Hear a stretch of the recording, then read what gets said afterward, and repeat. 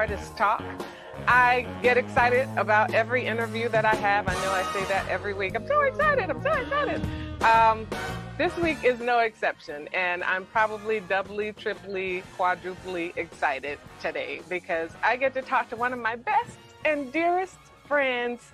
I get to talk to my girl since day one. And if you look, I am repping the FAMU Rattlers today because my sister girl from way back when, the superstar of stage and screen, Tkeyah Crystal Keymah, is enjoying her eclectic life. She's best known for her starring roles on the television shows In Living Color, COSBY, and That's So Raven. Tkeyah is a writer, director, producer, and educator. She is a minister, an activist, an artivist, and so much more. Tkeyah holds many titles. She plays many characters. But to me, Tkeyah is friend. So I'm excited to introduce to you my friend, my roommate at the Florida A&M University, Miss Tkeyah Crystal Keymah. Hi. You know, I was going to wear FAMU stuff. I started out with this. This was the original choice, you know, because I like purple. And then I thought, no, I have to do something special for Angela. I'm gonna wear a gown. I'm gonna wear a gown. And then I thought, don't be ridiculous. That's ridiculous. Don't be ridiculous. And then I thought, okay, just wear something FAMU, of course. Wear something FAMU. This is the 7th outfit, and it's back to where I started. And I forgot all my FAMU stuff. I had so much FAMU stuff. But you know, you're my purple. Both of us. Yes, but you're my purple royal girl. You love your purple, and you are a queen, so you should be wearing purple today. Bless you, bless you, bless you. I love you. I'm so proud of you. I love you. I love you. So I just want everybody to know that it might get a little gushy. I'll do my best to keep it together, but I really, really love this woman. How you doing? How is life? It's good. It's good. You know, every day I wake up is a good day because I know what the alternative is. Amen. And I just try to focus on that every day. And life is exciting. And I've come to a place where I feel like there's no such thing as a bad day, because even there are hard days, and there are challenging days, there are sad days, there are disastrous days, but every day has a purpose. And no matter how horrible, it can be a horrible, horrible, horrible day where I say, why did I leave the bed, Lord? Why did you let me? I think, okay, all right. Okay, you think that much of me, that I'm going through this? Just give me the lesson, please, so I don't have to do this twice. And that's my focus. And usually I can find it, not always right away. Sometimes it comes later. And I think, that's why I went through that. So I can help her through that. So I can say, I got you for this person. Or for when something else comes, I can see it coming. Yeah.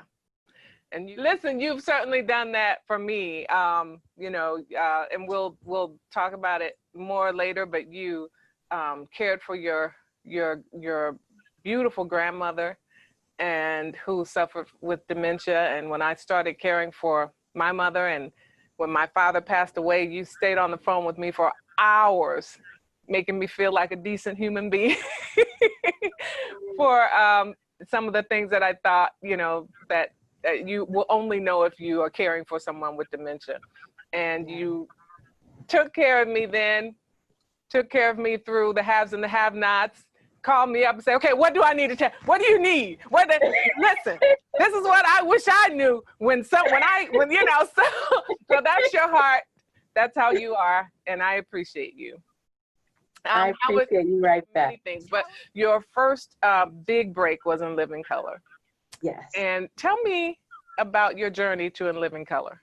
What was that like? How did you end up doing In Living Color? Happenstance. That's the best way to put it. because I was working in Chicago as a, everything, theater mostly. I was singing and dancing and modeling and working in theater. And theater auditions are, classical and contemporary for a general or specific sides for a play. And a friend of mine called me and said, this guy named Keenan Ivory Wayans is doing this show and he's looking for people who do characters. And I, gave them your name. I said, oh, okay, great. What kind of show? He says, it's a television show. Oh, great. So he gave me the number to the casting director, who turned out to be Robbie Reed, which at the time was just like, okay, Frank Smith, Robbie Reed, I didn't know. So I call her and she says, yeah, the open call is at the Regal Theater and we want to see 10 minutes. And I thought, that's what an odd thing to say. And I said, 10 minutes classical and contemporary? And she said, no, 10 minutes of your stand-up routine. And I said, oh, okay. Dwayne Kennedy, what have you gotten me into? This woman said, I didn't do stand-up. I was in a comedy group, which is how he knew me. And the rest of the guys from the group did stand-up, but I didn't stand up. And so I thought, oh, okay. So I polished off some bits that I did from high school. And we all got together, these guys and I, and they watched what I was going to do. And they were like, yeah, you can hang. And we all went to the audition together. And because I was in the comedy group, I used to go and watch them after they kicked me out of the comedy group, and I would just go watch them. All the comedians in town knew me. So they would go, hey, Tim, hey, Lance, hey, Allie, Crystal, what are you doing here? Oh, we came together. And I'm thinking, one of these things is not like the other. And it was maybe 200 comedians, mostly, at this audition, this open call. And when I saw some actresses go up using comic monologues from plays, I started praying, please, God, make me not look like an actress today. Make me fit in with these comics. Somehow I got a callback. And at the callback, which is where I first met Kelly Cofield, by the way, she happened to be in my group at the callbacks. There were actors whose agents had sent them. Now I was registered with maybe 7, 8, 10 agencies in Chicago. Nobody called me. I had comedy experience. I had improv experience. I had variety experience. Not one agent called me for this. So if I had been waiting on the traditional path, it wouldn't have happened for me. So I obviously made it to the next stage, which was another kind of open call here in Los Angeles at the Laugh Factory, which was a huge show. I didn't realize it at the time, but everybody in town was there because Keenan is smart and he invited the town to come see his new talent for his new show. And, I got it. So, the rest is history. Yeah, that. What did you do in that particular audition? What did you do? I did a bit called You Think I'm Crazy, Don't You? Where I start out, this is from high school. It was a bit that I did where I come out on stage in a straitjacket.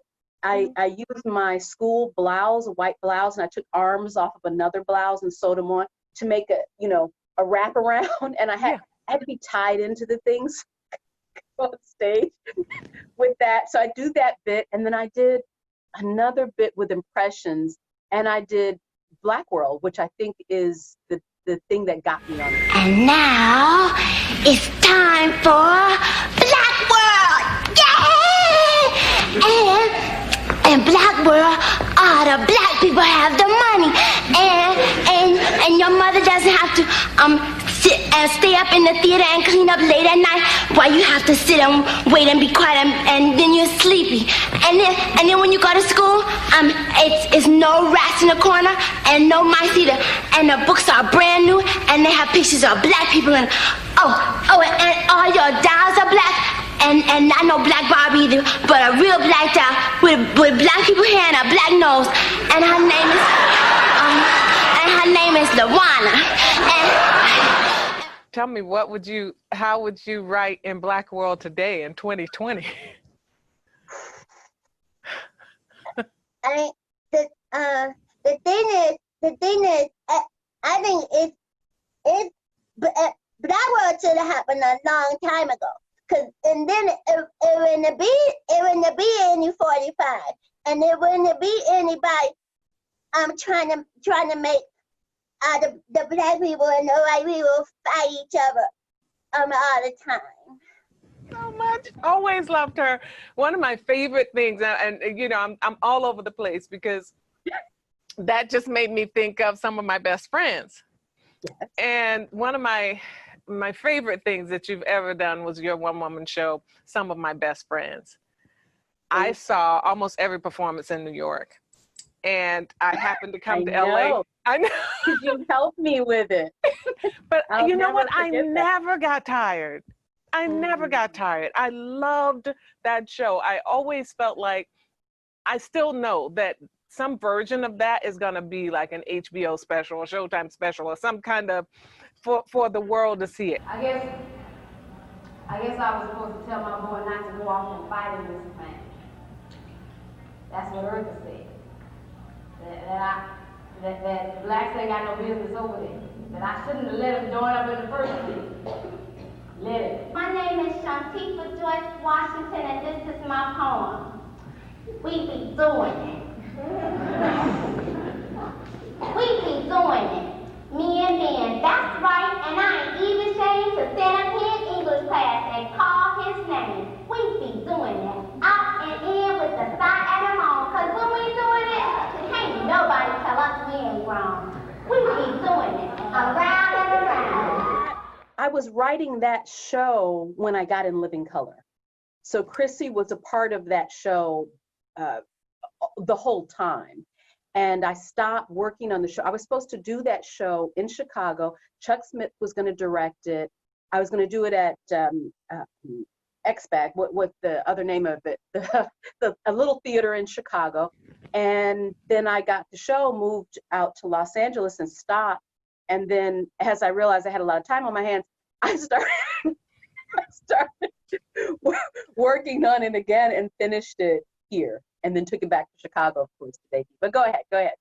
Your favorite. No. I mean, because you know, it's so funny, Tkeyah. It's been years, and I still remember so many things about that show. I still remember Wanted, the one ad. Yeah. A man. You know. Yes. I still remember that. And but one of my favorite lines that I remember is, and it comes to mind a lot in this particular climate. And I'm paraphrasing, but you said, why you keep asking me about being black, black, black all the time? Because I'm black, black, black all the time. All the time. Yeah. Oh. And all of it, I think, you know, when I write, I always write, you know, I'm a writer from experience, from my personal experience or things that I've observed. Yeah. And during that time, and it's amazing because I did a talk back on Some of My Best Friends recently. And when it was spectacular, and the recurring comment was that it was relevant today. That show was written more than 30 years ago. I started writing it more than 30 years ago. I finished it in 1991. And the protest, the characters to which you referred, Sarah and Eartha. Sarah's a white young woman. Eartha's a black young woman, and they met at a protest. Well, you know, there were protests 30 years ago. And then when I did it, there's never not protest. There's never not young men going to war because that's their only option in life. The street or war, the war at home or the war abroad. Sadly, it's a striking number of things from that show are still very, very relevant. I wish they weren't, but that I love Sarah and I love Eartha, and you know, Eartha, I've had that conversation with white people 1,000 times. I exaggerate. 100 times. I don't exaggerate. That it appears to you that I talk about being Black too much because it's inconvenient for you. But the issues that make me talk about that are very consistent. They're very consistent. When you're not thinking about it, it's in my face. So sorry. And what I love, and this was not because the show has gone through many transitions, and I didn't remember until the talk back that the current version of the book, I have it, it's in book form on my website, Tkeyah.com. Yes. But that the current version of the book has the latest, it is the latest version of the show. And in that, I redeem Sarah a bit because she's a bit of a, why can't we just all be friends? I don't see it. And her second monologue, she sees it and she starts getting it. And what people in the talkback said was, I don't know how this would have been perceived that long ago, but this is what white people are saying right now. Oh my goodness, I didn't know. It's like that. I see it now. I'm sorry, or I'm gonna stop, or I'm gonna tell, or I'm gonna, hold up my sign for you, or I'm seeing this. So, I'm glad that now this, it was a prayer for me to put those words in Sarah's mouth 30 years ago, or close to it, whenever I did that version of it. But I'm super glad that there's more Sarahs out there now. Yeah, you've always been a bit ahead of your time. From the first day I met you, you were in college talking about women's rights and boycotting things that didn't include women, or if the boys were bad to the girls, we're not going to their party. We were talking about who the cutest boy was in the corner, and you were like, I'm boycotting that party. Because you started your natural hair journey very early, before natural hair was a thing. Now it's a style. Tell me about it. But back then, it was a huge choice for you to do that. So much so you wrote a book about it. I did. Natural Woman, Natural Hair. It's actually out of print right now. And I'm deciding, I'm still deciding. If you want to copyright me, and then we'll see. Because I feel like the world has changed for the better. I still, I got my, ear on this because, we come in fads. And when it's, because, we were all natural we weren't all natural in the 60s. So in the 60s though. Pressed or natural, one or the other. But it was acceptable to wear a natural. And then it kind of got to a perception of militancy to be natural in the 60s. And then it kind of faded out, and because it was a fad for the other side. And we want to be loved by our former captors so much that we bow to the will of their fads for us. And so when they say it's no longer in fashion, we say, okay, so what should we do now then? Instead of loving ourselves all the time, no matter what.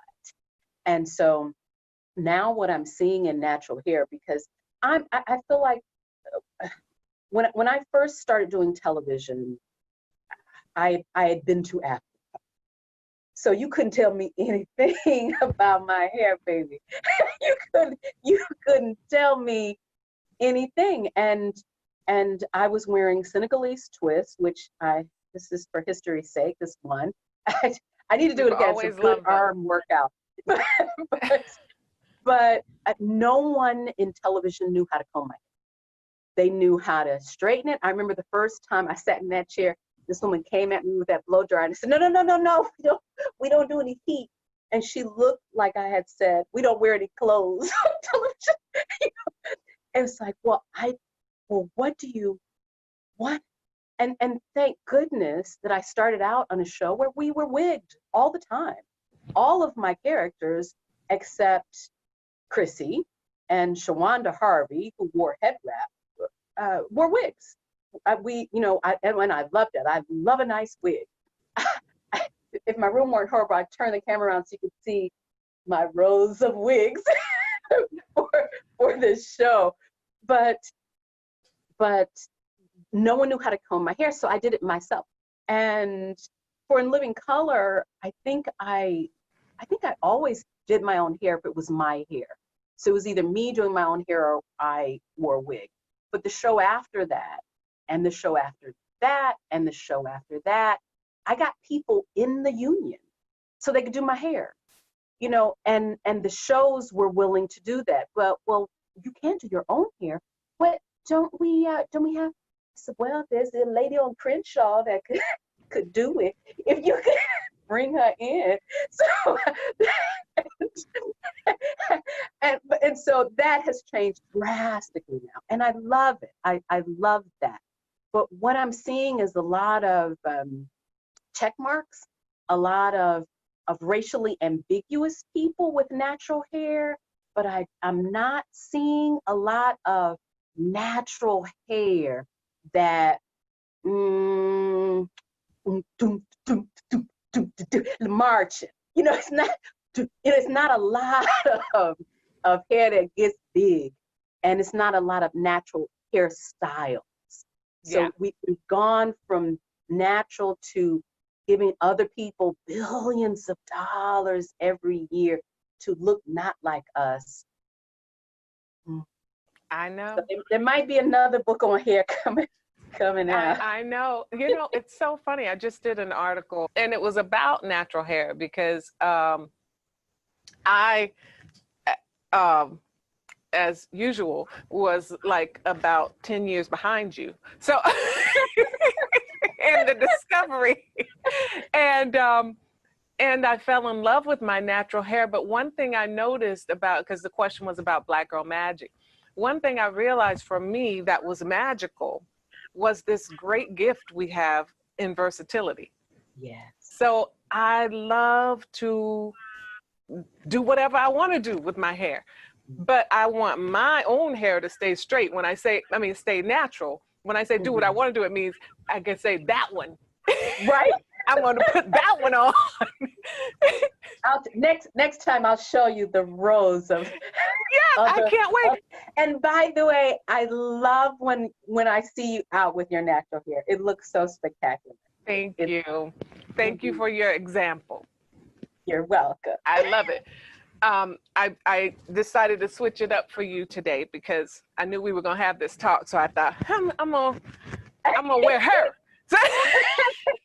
And I'll say two things from the book that I don't ever want any women to feel like I'm taking something away from them, and certainly not their freedom to be blonde one day and purple the next, and straight one day and Fro City the next. Play. I love to play. It's my favorite thing about being an actress. Who would I be today? That's wonderful. Yeah. But the thing is, if you're doing that because you think something's wrong with you, that's when we gotta talk. And in the 80s and Rattler Land, you were Crystal Walker. I was. And I decided to change my name when I was about, I would say 7 or 8 years old, because at the time there was a person running for governor in Illinois called Dan Walker, and he had this big campaign, Walk for Walker. I don't know where they were walking, but it's the campaign. And I said to my grandmother, we have family running, we have to walk for Walker. She says, sit down, honey. And I felt so tricked. I felt like he personally tricked me into wanting to support him by, he didn't give me the name, I'm not related to him, but I felt like my name was a trick. to attach me to people who I did not want to be attached to. And of course, you know, when you're 8, you think Crystal Blue Persuasion would be a really good name, a new name for yourself. And thank goodness 8-year-olds can't change their name legally. But I never forgot that moment. It was a life-altering moment for me. And I was plotting up, you know, beneath the surface from then on, looking for names. What will my real name be? As soon as I can get rid of this name, I will. And I chose the name years before I took it on because I wanted to sit with it. And I knew I would get, you know, mess. I knew people, who you think you are? You're not, you too good. I knew that. I don't know how I knew that, but I knew that. And I said, I have to protect myself. So I had to, you know, hold on to it until I knew it was mine. And I created a whole name changing ceremony for myself. Now I've seen them since, you know, people have done different things, and maybe I'll write up mine one day for a book. I like to write books, but it was highly spiritual, and it just so happened to nearly coincide with my move to California. And it would have been much more convenient to finish that process before I did In Living Color, but it wasn't about show business. So I said I didn't want to cheapen it by rushing through my process. And so I did In Living Color under the name, the pilot for In Living Color under the name Crystal Walker, knowing that by the time I got home, that wouldn't be my name anymore. So we had to have some discussions about the credit.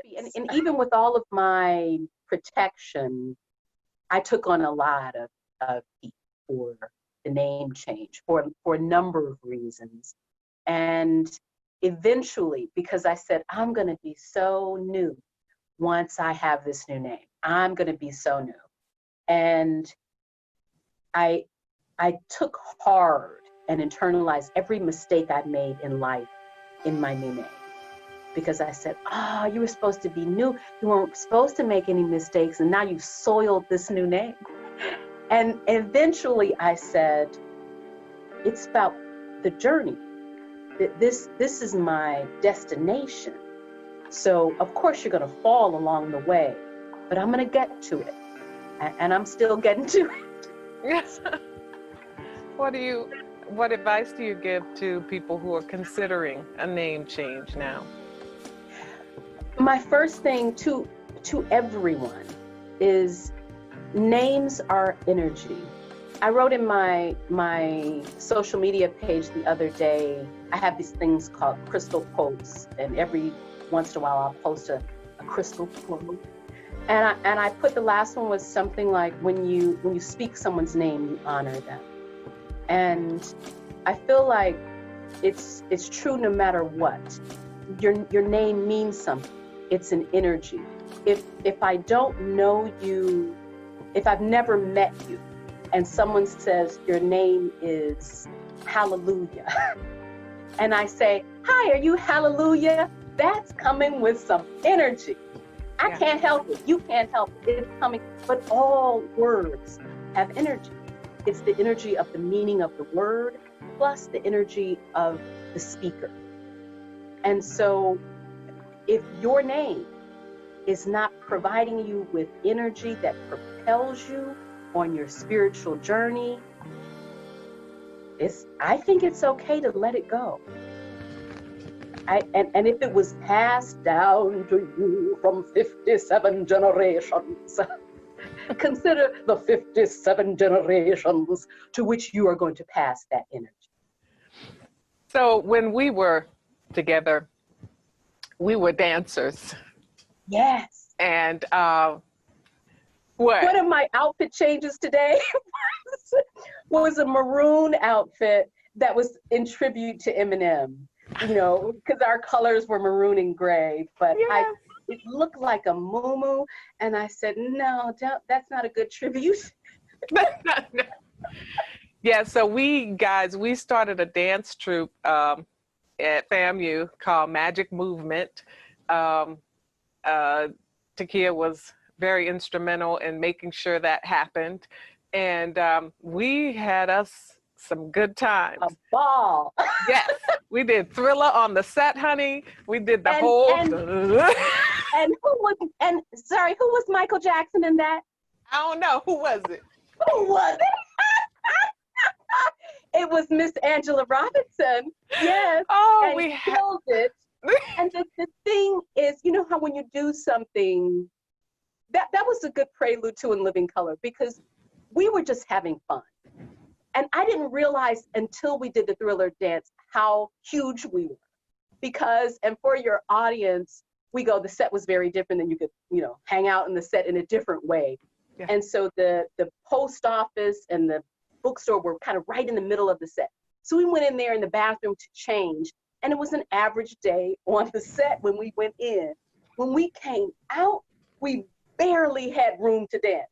It was the people were just in our dance with us because it was that many people. It was like everybody in school was on the set watching that dance. Yeah. And that was so much fun. I mean, it was such a high. It was such a huge. Oh my goodness. It was like my son, every time he does something fun, he says, do it again. I felt like that day. I was like, I want to do it again. Yes.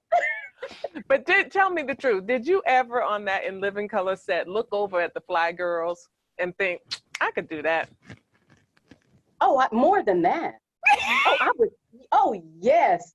And then one time Keenan had us play the Fly Girls, and it was supposed to be like a little joke. I was like, no, I'm about to show these Fly Girls who laugh for real. And somebody said, you're not really a Fly Girl. But I loved them so much. Yeah. Because we worked really, really hard on that show. We worked so hard that almost every show I did after that was a breeze. And I didn't know any better. I thought everybody worked till midnight, 1, 2 in the morning. I didn't know people had stand-ins and stood in for guest stars. Wow. That's what we did. I didn't know that we weren't supposed to be doing that. We worked really, really hard. But the dancers, I felt, worked even harder than the actors worked. Mm-hmm. And I felt like they did it with no thanks, no, praise. And so I'll never forget the summer, I think it was the summer after In Living Color, or it might have been a little after that. I'm watching TV at my grandmother's house, and I started screaming, "That's Jennifer! She's one of our Fly Girls! She's one of our Fly Girls!" Because Jennifer Lopez was on a show. This was before Mi Familia. It was a law show, and it was a family show. I think James Edward almost played her dad, and I was so happy for her because I felt like, yeah, they're gonna treat you well. and every time I've seen one of them since, from Carrie Ann and Naba on Dancing with the Stars to all of them. Yeah. I'm so. And I had the pleasure of doing Dreamgirls with Deidre Lang. Deidre, who was, she and I share a distinction. She was the only Fly Girl, and I was the only actress that did the entire run of the show. I think I need some help. Oh, I'm glad for you. And I'm sure that your analysts will be very pleased that you have made this breakthrough. But for right now, why don't you tell me what you need from me so I can go back to this life-enriching task of arranging these mascaras. Okay, that sounds really good. I just, I've never worn makeup before, and I'm just looking for a brand new me. Any suggestions? Well, several come to mind. But why don't you try these samples, and when you find this new you, why don't you take her out to dinner so you can let me get back to my task? Many adventures, life and family adventures later, I realized that I did have a couple of other fans.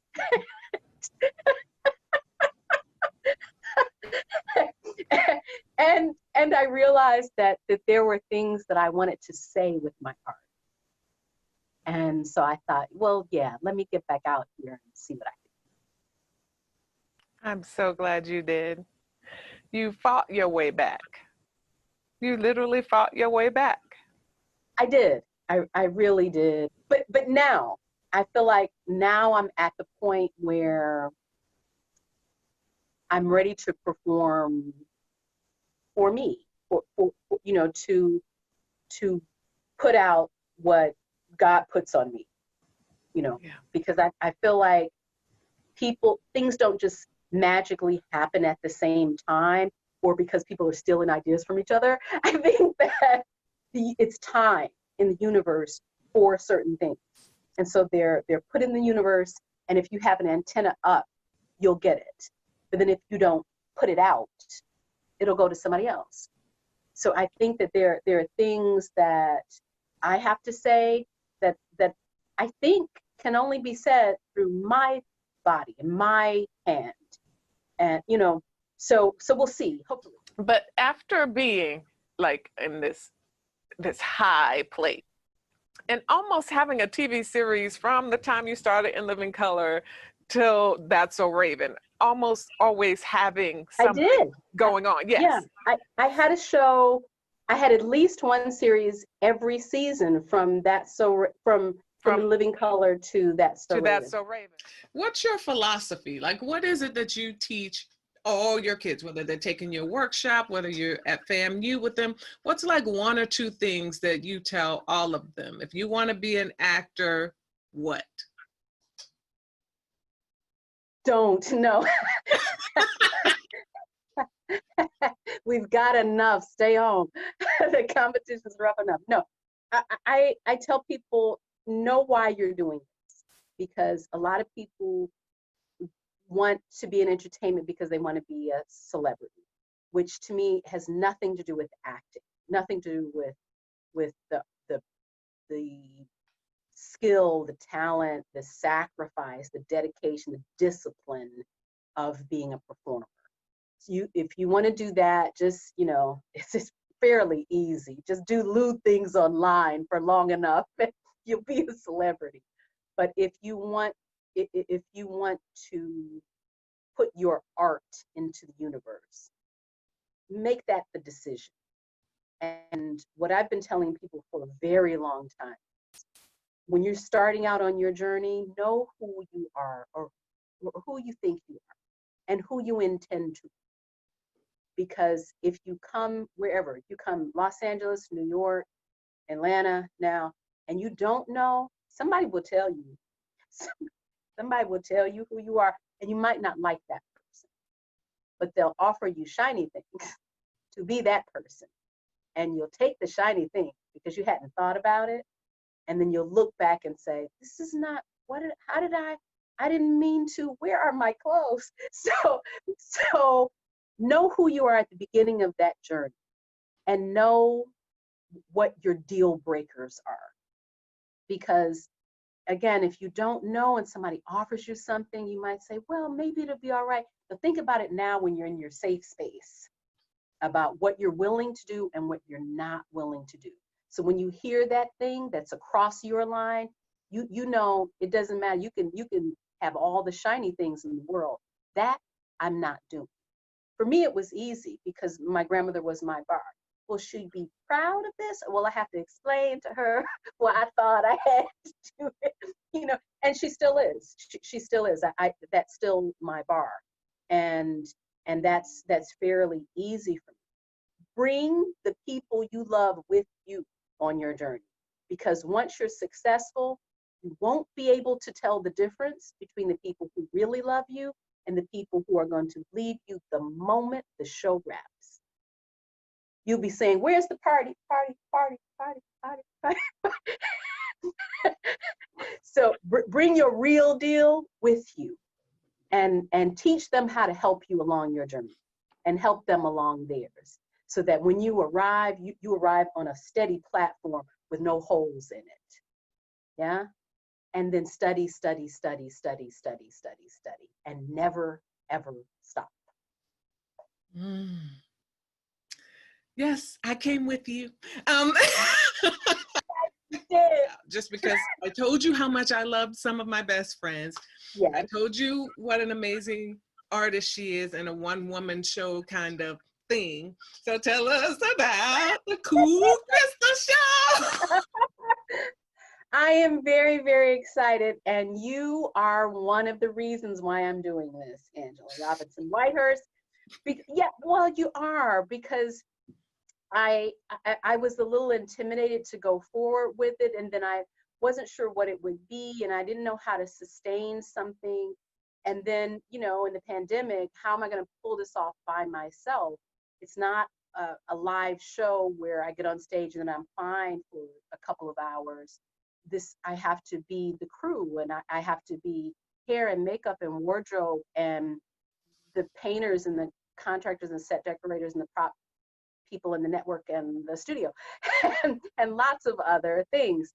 But the Cool Crystal Show, and why not include Granny in this? When I was very little, I did shows in my grandparents' living room. And it occurred to me during this pandemic that I had gone all the way back to the space of wanting to perform with no avenue. When I was little, I didn't know that there was such a thing as an agent or a manager or people who could get you jobs. So when I wanted to perform, I put on a show. So I decided to put on a show in my living room.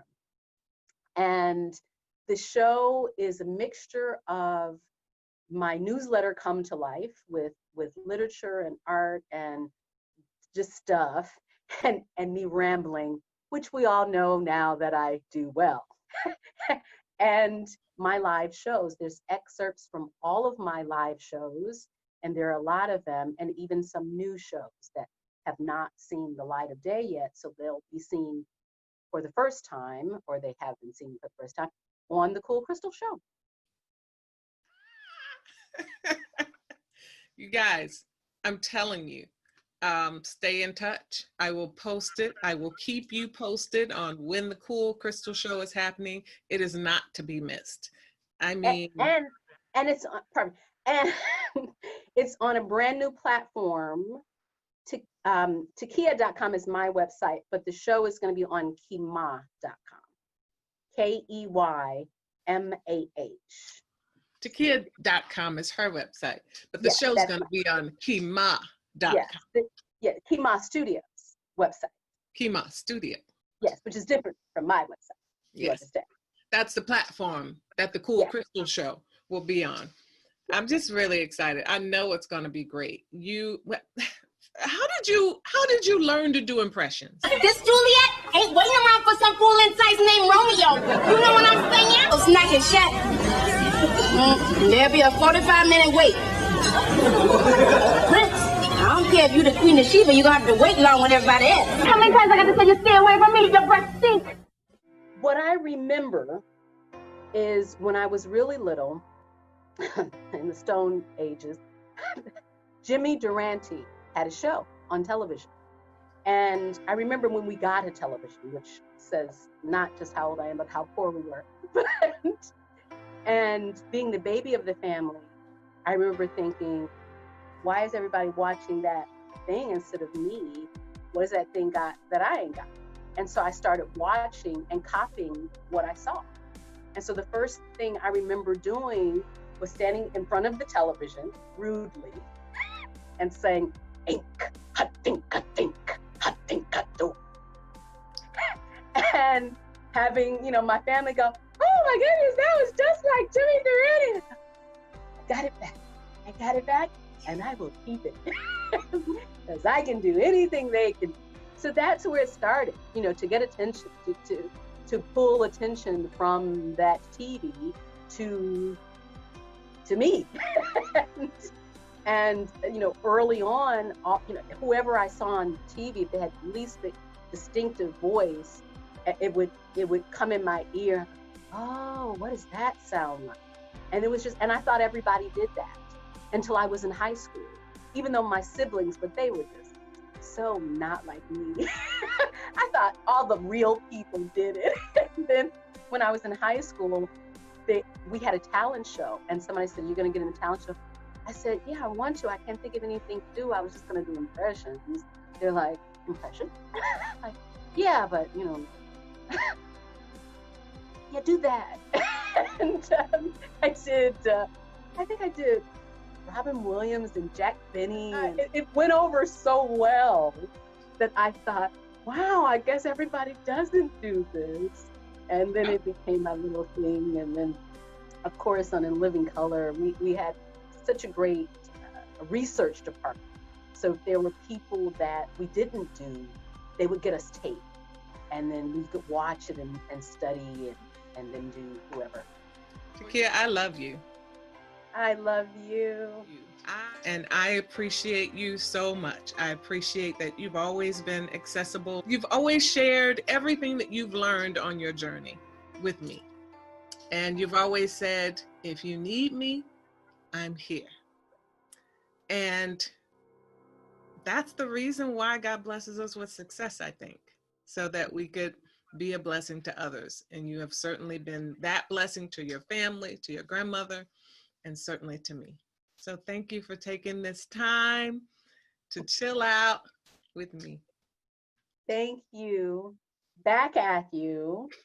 And I'm so grateful to Tyler Perry and the haves and the have-nots, because it has shown the world a little bitty bit of your immense talent. And I hope, and this is why I nag you, that we will start seeing you in major films as the lead, because I think that that is what your talent deserves. And if, Hollywood doesn't see it, hey, we're going to do what we got to do. I'm in. I got 5 on it.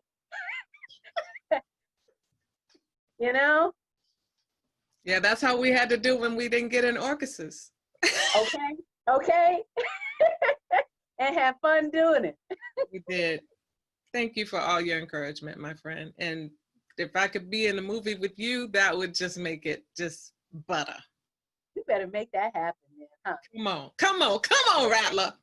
Okay. So we met way back when. And we, along with our group of 6 friends, are still just as close from college, and we still stay in touch. So get you some good people to go with you, like she said. And we're going camping soon. Anyway, get you some good people. She wants to go camping. I don't know, but get you some good people and you're going to be all right. So we love you, Hollywood. We love you, Amina. We love you, Saluki. We love you, Venetia. We love you, Kenny. Ron Fry. Who did I leave out? Daryl. Daryl Hall. Yes. Yes. The crew. We love y'all. Peace. Create new things.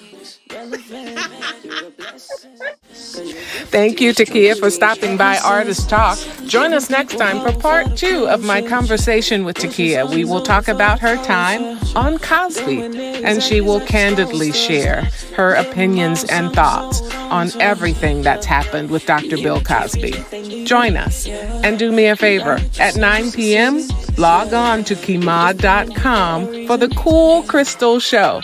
9 p.m. Eastern Time, 6 p.m. Pacific Time. You will not be disappointed. Log on and enjoy, and we'll see you back here for part 2. Bye, guys. Thank you always for tuning in.